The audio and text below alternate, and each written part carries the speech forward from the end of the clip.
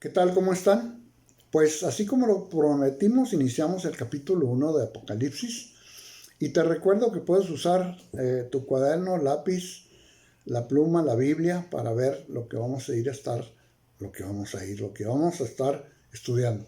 Apocalipsis 1:1 empieza la revelación de Jesucristo que Dios le dio para manifestar a sus siervos las cosas que deben suceder pronto y las declaró enviándola por medio de su ángel a su siervo Juan, que ha dado testimonio de la palabra de Dios y el testimonio de Jesucristo y de todas las cosas que ha visto. Esta es una cadenita, ya lo hemos comentado. Dios le da la revelación a Jesucristo, Jesucristo al ángel, el ángel al apóstol Juan y Juan a los siervos, a sus siervos, a ti y a mí, que somos la iglesia.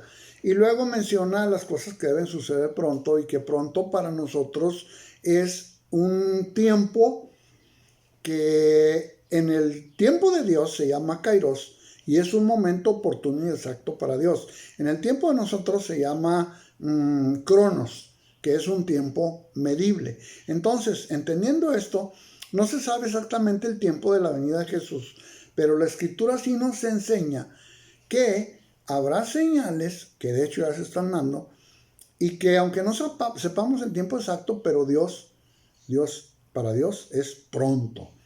El verso 2 también que leímos dice que Juan va a dar testimonio de la palabra de Dios y de Jesucristo. Recordemos que Juan anduvo con Jesús y escribió el libro, por eso leemos el libro de Juan. Y en primer verso, capítulo 1 de Juan, dice que en el principio era el verbo y el verbo en algunas versiones dice que es la palabra. Entonces, cuando habla del testimonio se refiere a Jesucristo. Por otro lado, la revelación de Jesucristo no es algo que Juan se inventó o que lo soñó, sino que vio realmente las cosas que van a suceder y las dejó escritas porque así fue la orden. Escribe todas las cosas que has visto. El verso 3 dice: bienaventurado el que lee y los que oyen las palabras de esta profecía y guardan las cosas en ella escritas, porque el tiempo está cerca. Nos habla de tres cosas importantes. Primero, bienaventurado, que significa siempre feliz, ¿sí? Y son las expresiones de ánimo para nosotros. Pero leer, escuchar y guardar son tres referencias bien importantes. La Biblia dice en Romanos 10:17 que la fe es por el oír y el oír por la palabra de Dios. Entonces necesitamos tener fe para poder estudiar este libro. Y luego, esas tres condiciones dice leyendo, escuchando y guardando las cosas en ella escritas. Es decir, cuando la Biblia nos enseña de guardar todas las cosas que están en nuestro corazón, significa que no las desechemos. ¿Por qué? Porque el tiempo está cerca, para que no se nos olviden, para que las tengamos bien presentes. Muy bien, luego viene el saludo a las 7 iglesias, verso 4. Capítulo 1, verso 4. Juan a las 7 iglesias que están en Asia, gracia y paz. Es un saludo de Juan. Gracia y paz a vosotros, que es del que era, el que es y el que ha de venir, y de los 7 espíritus que están delante de su trono, y de Jesucristo, el testigo fiel, el primogénito de los muertos y el soberano de los reyes de la tierra, al que nos amó y nos lavó de nuestros pecados con su sangre. Estamos leyendo versos 4 y 5. Este es un saludo de Juan a las 7 iglesias en Asia. No significa que nomás había 7 iglesias, había muchas iglesias, pero Dios escoge 7, precisamente ahorita por el número 7 lo vamos a ver qué es. 7 iglesias que son representativas de todas las iglesias cristianas de aquel tiempo y que representan a las iglesias a través de la historia hasta el día de hoy. El número 7 significa la plenitud de Dios, o sea, lo completo y perfecto de Dios. Ahora, el saludo no es solamente de Juan, sino de los 7 espíritus que representan el Espíritu de Dios y también de Jesucristo, el testigo fiel. Es decir, se nos presenta la Trinidad. ¡Qué privilegio! Que tengamos un saludo de parte de la Trinidad, Padre, Hijo y Espíritu Santo, y que te digan gracia y paz. ¿Qué es la gracia? La gracia es el regalo que Dios nos ha dado para ser reconciliados con Él por medio del sacrificio de Jesús. Tú le pides a Dios de su gracia es algo que Él te quiere dar y te la da a través del Espíritu Santo, aunque no la merezcas. Esto no es asunto de que la mereces o no la mereces, no, nunca la vas a merecer, ni tú, ni yo, ni nadie. Lo que pasa es que con un arrepentimiento sincero delante de Dios, entonces recibes de su gracia y entonces la paz de Dios inunda y viene a reinar en tu corazón. Luego dice el verso 5 también, de Jesucristo el testigo fiel. Él es el testigo en quien se debe confiar porque es fiel. Así es que todo el libro de Apocalipsis es completamente confiable. Y también habla de el primogénito de los muertos, que es el primero, porque acuérdense que resucitó el tercer día, es el primero que ha resucitado entre los muertos.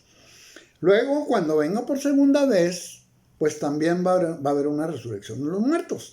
Esto lo podemos ligar con primer libro a Tesalonicenses, capítulo 4, verso 16, que dice, porque el Señor mismo con voz de mando, con voz de arcángel y con voz de trompeta, como trompeta de Dios, descenderá del cielo y los muertos en Cristo resucitarán primero. Eso lo vamos a ver más adelante, pero lo importante es que podamos comprobar que sí habrá una resurrección. El verso 5 termina diciendo, al que nos amó y nos lavó de nuestros pecados con su sangre. Aquí nos está recordando, porque nos está hablando a nosotros, que nos amó tanto que dio su vida por nosotros. Derramó su sangre por ti y por mí.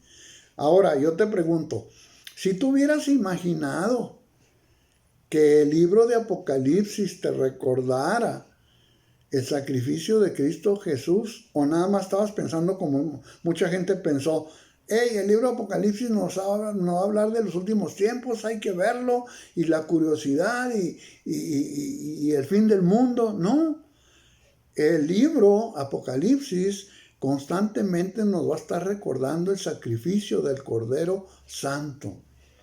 Ahora, el verso 6 nos dice que nos hizo reyes y sacerdotes para Dios su Padre.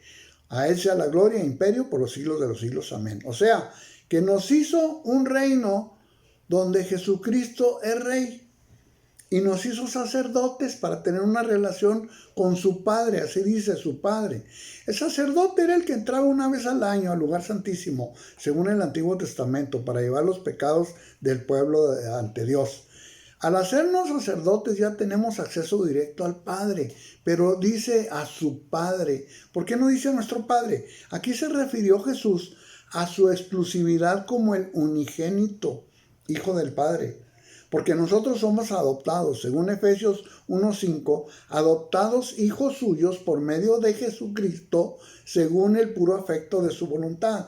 El sacrificio de Cristo nos hizo hijos adoptados por Dios. Y si tú has creído en el sacrificio de Jesús, lo hizo por ti, claro, eres ya un hijo de Dios. Eso dice la Escritura. El verso 7, he aquí que viene con las nubes y todo ojo le verá. Y los que le traspasaron y todos los linajes de la tierra harán lamentación por él. Sí, amén. Al venir en las nubes, literalmente todo ojo le verá. Eso, si hubiéramos pensado en los tiempos de antes, sería muy difícil que todo ojo lo viera al mismo tiempo. Pero ahora con la tecnología y con la ciencia, ¿cómo será? ¿Quién sabe? Pero es seguro que todo ojo le verá. Ahora, los que le traspasaron, los judíos y los linajes de la tierra, que estos son los que no han creído en él, dice claramente la Escritura, se lamentarán. Así que te conviene creer, para no ser del montón de los que se lamentarán por no creer. Ahora, el concepto que vimos de la introducción del primer video de la postura premilenialista, si tú te inclinas por esta postura donde su pueblo no va a pasar la gran tribulación, que es por donde más se inclinan también los teólogos, que la iglesia no va a estar, sino que seremos arrebatados y le veremos en las nubes, esta no se refiere a su segunda venida.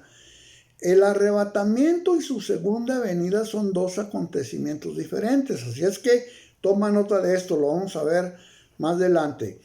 Y el verso 8, yo soy el alfa y el omega, principio y fin, dice el Señor, el que es y el que era y el que ha de venir, el Todopoderoso. Aquí se refiere a que Jesucristo es el todo. En el griego son la primera y última letra del alfabeto.